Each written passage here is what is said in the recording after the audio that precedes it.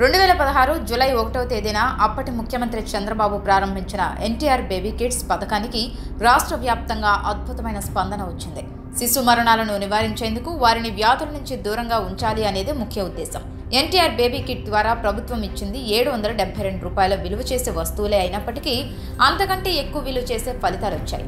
చంద్రబాబు తీసుకున్న బృహత్తర నిర్ణయంతో రాష్ట్ర చరిత్రలో ఎప్పుడూ లేనంతగా ప్రభుత్వ ఆసుపత్రుల్లో డెలివరీల శాతం మూడింతలైంది. ఇదంతా బేబీ కిడ్స్ వల్లనే కాకపోయినా డెలివరీలు పెరగడానికి మాత్రం ఇది ఒక కారణమైంది. కానీ జగన్ అధికారంలోకి వచ్చిన వెంటనే ఆ పథకం పేరు మార్చేసింది. ఆ తర్వాత ఆ పథకాన్ని నిలిపివేసింది.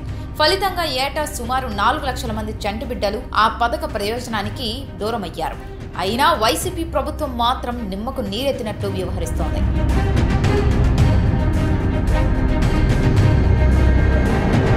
నెల్లూరులో అప్పటి మున్సిపల్ శాఖ మంత్రి పొంగూరు నారాయణ పర్యవేక్షణలో ఎన్టీఆర్ బేబీ కిడ్స్ పథకాన్ని పకడ్బందీగా అమలు చేశారు. దీంతో ప్రభుత్వ వైద్యశాలల్లో డెలివరీల శాతం మూడింతలు పెరిగాయి. వ్యాధి నిరోధక శక్తి అంతగా సమకూరని శిశు దశని దాటేస్తే బిడ్డ ఆరోగ్యానికి డోకా ఉండదు.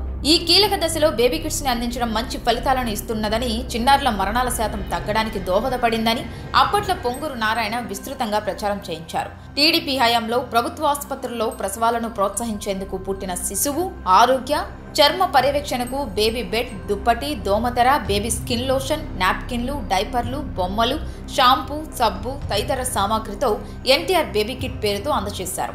ఈ కిట్ తల్లి బిడ్డకు ఎంతో రక్షణగా ఉండేది.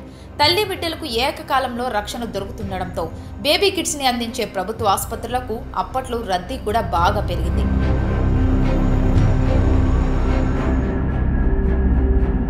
టీడీపీ ప్రభుత్వం ఇచ్చిన అనేక ప్రోత్సాహకాలను జగన్ ప్రభుత్వం వచ్చి వాటికి చరమగీతం పాడింది.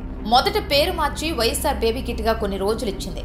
అది కూడా టీడీపీ ప్రభుత్వంలో మిగిలిన కిట్లకు వైఎస్ఆర్ బేబీ కిట్ పేరిట కవర్లు తొడిగి కొంతకాలం పంపిణీ చేశారు.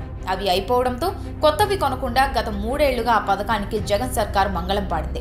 ప్రస్తుత జగన్ ప్రభుత్వం బేబీ కిట్ల సరఫరా నిలిపివేయడంతో ఆర్థిక స్తోమత ఉన్నవారు బయట మార్కెట్లో కొనుగోలు చేస్తుండగా ఆసుపత్రికి వచ్చే పేదలు మాత్రం పాత దుస్తుల్లో శిశువులను చుట్టి తీసుకువెళ్తున్నారు.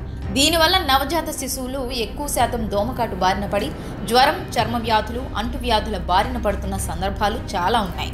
టీడీపీ ప్రభుత్వ హయాంలోనే తల్లి బిడ్డ క్షేమం కోసం ప్రత్యేక చొరవ చూపితే వైసీపీ ప్రభుత్వం వచ్చాక తల్లి బిడ్డను దగా చేసేలా బేబీ కిట్లు ఇవ్వకుండా మోసం చేస్తోందని ప్రజలు బహిరంగంగానే చర్చించుకుంటున్నారు. ప్రజా సంక్షేమ పథకాలు తిరిగి రావాలంటే చంద్రబాబు ముఖ్యమంత్రిగా, పొంగూరు నారాయణ మంత్రిగా రాష్ట్రానికి కావాలని పేద ప్రజలు ఆకాంక్షిస్తున్నారు.